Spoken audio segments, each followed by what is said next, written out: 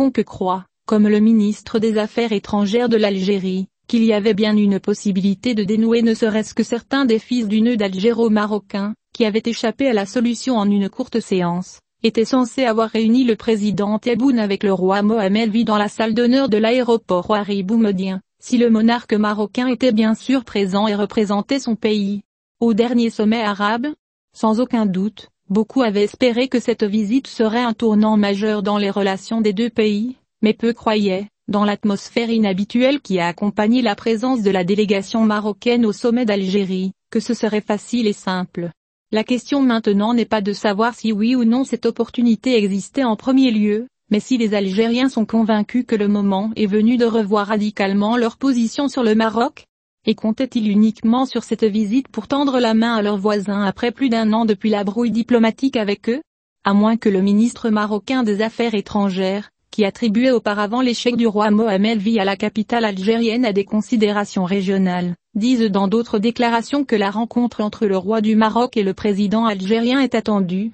et qu'elle ne peut être arrangée rapidement dans une salle d'honneur à l'aéroport. C'est plutôt une affaire qui a besoin de préparation et d'arrangement, et il ajoute que s'il y a vraiment une volonté algérienne pour ce dialogue, alors le roi du Maroc donne ses directives avec une invitation ouverte à la présidence algérienne de se rencontrer et de dialoguer. Cependant, les quelques sourires et les mots de bienvenue limités qu'il a échangés avec le président algérien, lorsqu'il l'a reçu mercredi dernier au Centre international de conférences, et qui figuraient parmi les exigences du protocole coutumier à ces occasions, ne l'ont pas caché une seule fois, c'est que c'est finalement le maximum que les Algériens ont pu montrer de signes d'amitié pour leur hôte marocain. Peut-être qu'il n'était pas possible de le contourner ou de le laisser, même s'il est formel ou limité, comme Abdelmajid Tebboune, par exemple, demandant à Nassé Bourita de se tenir à côté de lui pour prendre une photo du souvenir, comme cela s'est produit avec le reste des chefs de délégation arabes, compte tenu de la tension et de la froideur perceptibles entre les deux camps, et de leur dépendance uniquement à un canal intermédiaire de communication entre eux,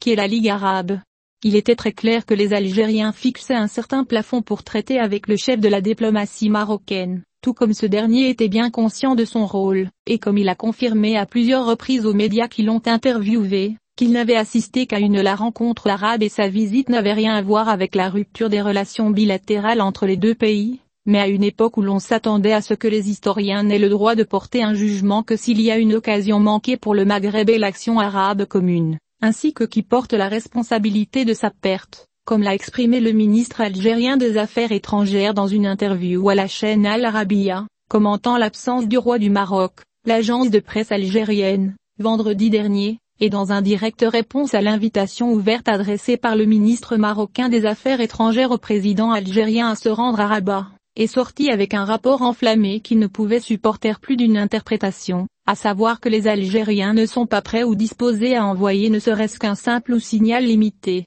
On peut en déduire qu'ils cherchent désormais à tourner une nouvelle page avec leur voisine occidentale. Dans son rapport, qui reflète le point de vue officiel, l'agence a décrit l'invitation de Bourita comme une prétendue invitation à une manœuvre méprisable et inappropriée, et comme une justification ridicule de la non-participation du roi Mohamed V aux travaux du sommet arabe au dernier moment. Une percée interviendra à l'horizon proche, permettant l'amorce d'un dialogue réel et ouvert entre les deux capitales maghrébines. Mais n'était-il pas possible, à tout le moins, de s'abstenir d'y répondre et de considérer l'invitation à ce dialogue suspendue ou conditionnée, par exemple, par un certain nombre de facteurs, au lieu de la nier et de la qualifier de prétendue, méprisable et inappropriée? L'étrangeté de la position, qui a été publiée seulement 2 jours après le sommet arabe, ne diffère peut-être pas beaucoup de l'étrangeté des déclarations de Ramtane Amara en mai dernier, dans lesquelles il a déclaré que la rupture des relations avec le Maroc ne peut pas tolérer la médiation, et il n'y a pas médiation, quel que soit le parti auquel les médias étaient liés.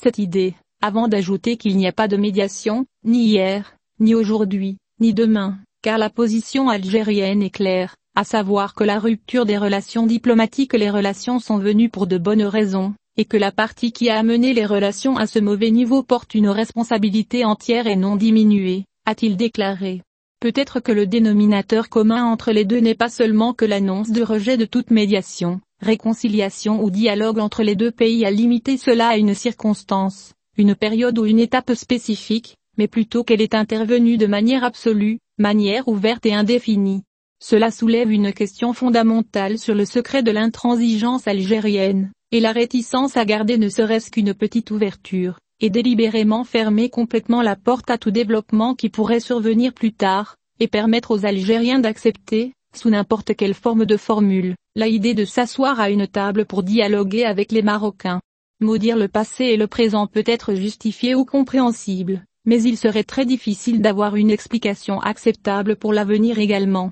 La grande ironie est que cela se produit à un moment où l'Algérie prend la présidence du sommet arabe et préside également le comité des sages, qu'il a approuvé pour résoudre les conflits arabes. Quel succès la présidence du sommet ou de ce comité pourrait-elle obtenir si tout restait en l'état, et qu'aucune tentative, même symbolique, n'était faite pour ne trouver aucune solution circonstancielle ou limitée au conflit algéro-marocain, mais seulement une simple percée qui permettrait les deux pays arabes acceptent de s'asseoir à la table du dialogue? Sera-t-il possible ou attendu à ce moment-là de résoudre d'autres différends ou désaccords arabes? Quiconque pense que cela sera possible se trompera certainement. Comment les relations tuniso-marocaines, par exemple, peuvent-elles revenir à leur époque antérieure, sans que rien n'indique à l'horizon que les relations algéro-marocaines pourraient connaître une certaine amélioration? Tout pays arabe peut accepter les vues et les propositions du comité des sages, sachant pertinemment que ce comité ne peut se rapprocher d'un conflit arabe chronique et destructeur entre les deux plus grands voisins arabes d'Afrique du Nord?